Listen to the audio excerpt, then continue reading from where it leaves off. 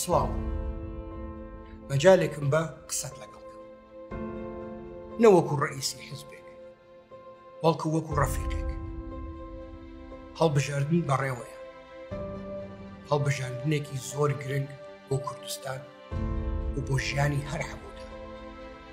ئەزانم هەندێکتان زۆر بێزارن لە پرۆسەی سیاسی بەعام لە ڕوویەکی شەوە ناحەقتان نییە، بەڵام من نەمەوێت چەند پەیامێکم هەیە پێتان بگەێن. ئەم انتخاباتە وەکو انتخاباتەکانی تر نییە.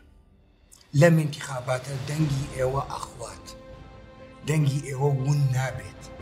لەم انتخاباتە دوو حزب هەیە کە بتوانێ بەڕاستی تەئسیری هەبێت لەسەر ژیانتان.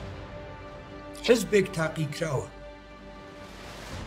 چەند ساڵە سەرۆک وەزیران لای حزبێکە، چەند ساڵە وەزارەتە ئەساسیەکان لە لای حزبێکە. یەک پرسیار لە خۆتان بکەن، سەیری ماڵ و ناڵتان بکەن. ڕازین بە حکومڕانی ئەو حزبە؟ توانیوێتی وەکو پێویست دیفاع کات لە حەق و حقوقتان لە بەغداد؟ توانیوێتی وەکو پێویست خاکی پیرۆزی کوردستان بپارێزێ؟ یان بەڵکو ئەو خاکە کە ئەو هەموو خوێنەمان ڕشت تا ڕزگاری کەین لە دیکتاتۆر، ئەو خاکە ئێستا ئەفرۆشن بۆ گیرفانیە بۆ دوژمنی کورد و کوردستان. ئێوە ئەبێ حس بە ئامان بکەن، نەوەکو ئیمڕۆ درۆنی 50 وڵات لەسەرمانە ئەفرێت. ئەو هەموو هاوڵاتیە و ئەو هەموو گەنجانە ڕۆژ بە ڕۆژ لەم وڵاتە ئەکوژرێت و کەس قسە ناکات. هەموو تەرکیزی ئەو حزبەی کە ئێستا حکومڕانە لەم کوردستانە لەسەر گیرفانی خۆیەتی. با سەڕێح بێ، خەڵک معاشی نییە. بەغداد دەیەوێ معاش بنێرێ، ناهێڵن بینێرێ. بۆ؟ چکو پارەکە بێ بچێتە ناو بانکی ئەوان، لە بانکی ئەوانەوە تەوزیع بکرێت. ئەمە گاڵتە پێکردنە بە ژیانی خەڵک. ئەزانن کوردستان لە ناو چاوی وڵاتە نێودەوڵەتیەکان چەند عەزیز بوو؟ باسییان نەکرد. مەحکەمەی ئێمە جیاواز بوو، حکوومەتی ئێمە جیاواز بوو. خەڵک بۆی هەبوو قسە بکە، ڕێی جیاوازی هەبێ. ئێستا کێ ئەبێری ڕێی جیاوازی هەبێ؟ هەباڵە ئێستا ئاکتیڤیستمان هەیە، نووسەرمان هەیە، گیرێنچک و مەقالەیەکە نووسن یان پۆستێک لە سۆشەڵ میدیا ئەنووسن، ئەکرێن بە ئیرهابی و حکومە درێن. ئەگەر دەتانەوێت گۆڕانکاری ڕاستەقینە بکەن، بیستیدا مەجالیتان دەنگ بدەن بەو حزبەی کە ئەتوانێ کوردستان ڕێک خاتەوە، کە ژیانی ئێوە باش کاتەوە. پێتان ناڵێم یەکێتی غەڵەتی نەکردووە، بەڵێ وەڵڵا یەکێتی زۆر موشکیلەیە.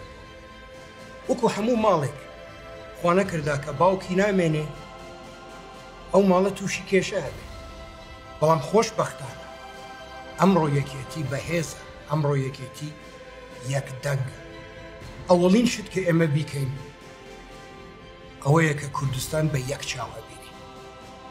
خەڵکی هەرچی شارێک بیت جیاوازی نابینین. ئێمە لە زاخۆوە تا خانەقین هەمووتان کوردن و هەمومان بەیەکەوە ئەبین. خزمەت بۆ هەموو کوردستان ئەکەین، جیاوازی ناهێڵین لە بین شارەکان. دەنگ بدەن بەوەی کە پێتەڵێ شتێکە کات و ئەیکات. مەجالێک بن بمن وەکو یەکێتی نیشتیمانی کوردستان. ئەم یەکێتیە تازەیە 3 ساڵە بووە. بەم 3 ساڵە کەممان نەکرد. ئەم قانونی هەڵبژاردنە دروست نییە. پێمان وتن وەکو کراسێک دروا بوو بۆ یەکێک، وتمان ئەیگۆڕین، کردمە. پێم وتن کەرکووک سەوزەکەینەوە، کردمە.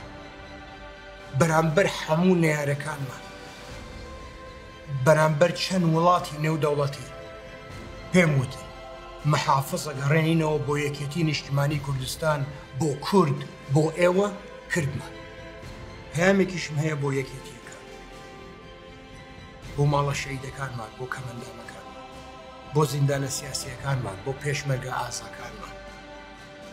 ئەمە یەکێتیەکەیە کە ئێوە داواتان کردووە.